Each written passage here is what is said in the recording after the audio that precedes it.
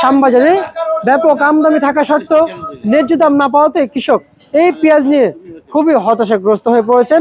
রসুনের দাম কমে গিয়েছে, পেঁয়াজের দাম বাড়বে কিনা আমরা আজও সেটা জানি না, কৃষকরা জানিয়েছেন। কিন্তু ব্যবসায়িকরা কি বলছেন, এবং এই আব্দুল্লাহ বাণিজ্যালয় থেকে সরাসরি যুক্ত হচ্ছে ব্যবসায়ীদের সঙ্গে। আসসালামু আলাইকুম। ওয়ালাইকুম আসসালাম ওয়া রাহমাতুল্লাহ। কেমন আছেন? আলহামদুলিল্লাহ ভালো আছি।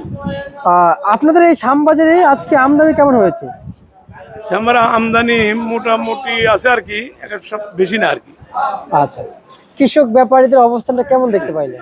কৃষকের অবস্থা তো খুবই খারাপ। কৃষকের তো মনে করো বহুত লস হচ্ছে, অনেক লস হচ্ছে। অনেক লস। সার বীজের দাম, কৃষক, তারপরে এই যারা কাজ করে তাদের টাকা দিয়ে আর কৃষকের কিছু থাকে না, কিছুই থাকে না। আচ্ছা আচ্ছা আচ্ছা, কিন্তু আমরা তো জানি যে আমাদের দেশের মূল হচ্ছে কৃষকরা, তাই না?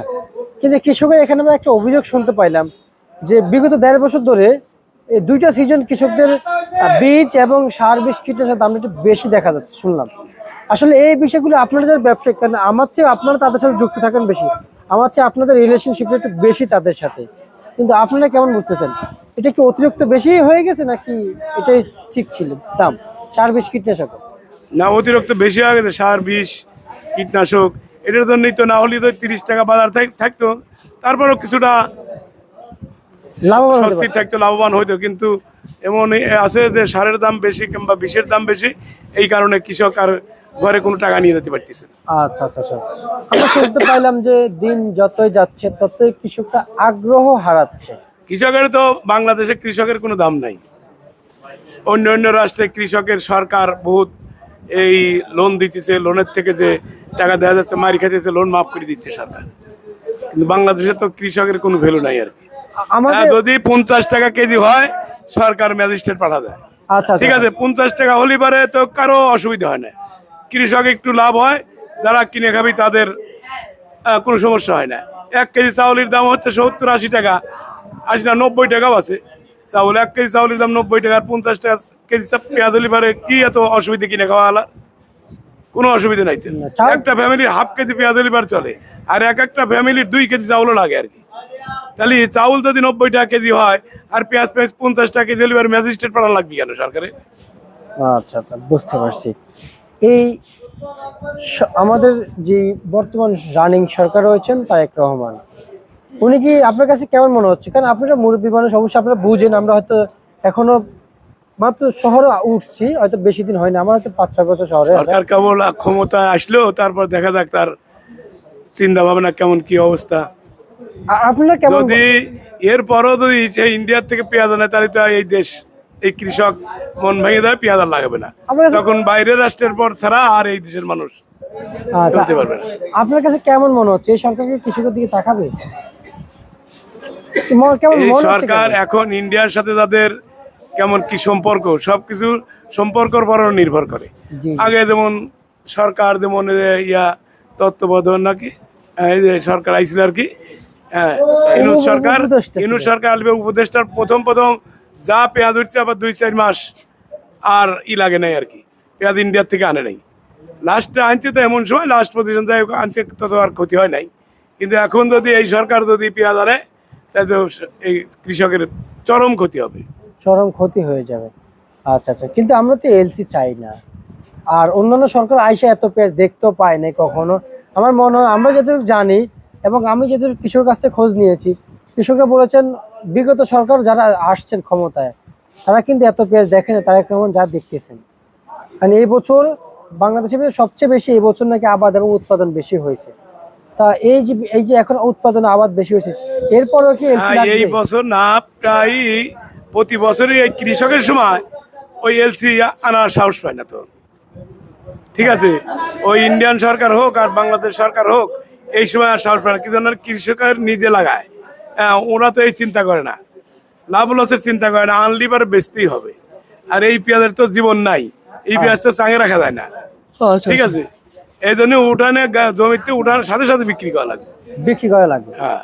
আচ্ছা, ঢাকায় আজকে উচ্চ মানের পেঁয়াজ কত বিক্রি চলছে? আজকে উচ্চ মানের পেঁয়াজ বিক্রি হচ্ছে 27 টাকা। মানে যেটা ভালো পেঁয়াজ 27-28। জি, কোয়ালিটি ভালো, কেজি দরে বিক্রি চলছে 27-28। হ্যাঁ, আর নিম্নমানের পেঁয়াজ মানে নর্মাল কোয়ালিটির পেঁয়াজ কেজি দরে কত বিক্রি চলছে? 17-18। 17-18 টাকা বিক্রি চলছে। এবং শুনতে পাইলাম শ্যামবাজারে প্রথম সুপসাগর পেঁয়াজের ব্যাপক চাহিদা ছিল, যেহেতু এলসি ছিল না সেই জায়গায় সুপসাগর পেঁয়াজের চাহিদা থাকে এখন, নাকি আবার সুপসাগর পেঁয়াজের চাহিদা নাই? সুখসাগর পেঁয়াজের চাহিদা আছে কোনটা, মোটাটা আর কি। আচ্ছা যে মোটা মানে বাইরের ইন্ডিয়ান পেঁয়াজ নাই, এই জন্য মোটাটা পেঁয়াজ হোটেল তারপর অন্য অন্য জায়গায় লাগতেছে আর কি, কিন্তু চিকুনটা খাচ্ছে না। আচ্ছা আচ্ছা, চিকনটা খাচ্ছে।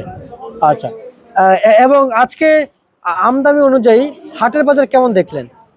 হাটের বাজারে যা আছে, হাটের বাজার থেকে এখানে শ্যামবাজার কম। শ্যামবাজার কম। হাটে 1150 এনে মনে করো 28 টাকা। তো ওইখান থেকে যদি 1100 কেনে 4 টাকা খরচ, জি তাহলে কত পড়ে? 32 টাকা জি। পড়তে পারে, কিন্তু এনে এসে যদি 28 টাকা বেশি, তাহলে তো খরচ গেল, এই দিক দিয়ে উৎপাদন খরচও বেশি, আর দিক দিয়ে উৎপাদন হওয়ার পর এবং মাঠ থেকে উঠানোর পর বিক্রি করতে এনে আরো খরচ, দিন শেষে লস গুনতে হয়। এই কৃষক কি থাকবে পেঁয়াজের প্রতি মানে আগ্রহ? কৃষকের তো আসলে শরম কম। যদি ধান নষ্ট হওয়া যায় পরবর্তী বছর লাগাবে, আচ্ছা, ঠিক আছে। ধান নষ্ট হওয়া যায়, খাওয়া যায়, আগে বন্যায় ডুবে যাইতো, কিন্তু এখন তো সেরকম বন্যায় ডুবে না, তারপরের বছর তো লাগাইতো, ঠিক আছে। কিন্তু এখন আশা নিয়েই তো সব বেঁচে থাকে। জি, আর এখন শুনতে পেলাম যে পেঁয়াজ, কিন্তু এখন কম লাগাবে আর কি। আচ্ছা আচ্ছা, কিন্তু এই সরকারের যদি নজর থাকতো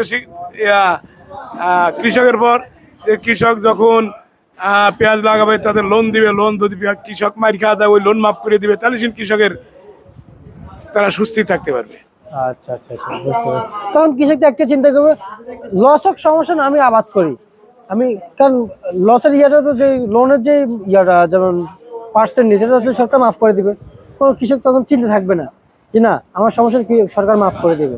তখন আসলে আপনার কথা রাইট আছে যে তখন আমার বেলাতে আমি তো আগ্রহ হব, আমি এটা আবাদ করি, সরকার তো মাফ করে দিল, আমার বেলাতে আমি আগ্রহ হব। হ্যাঁ, যাই হোক, আজকে রসুন কত বিক্রি করছেন?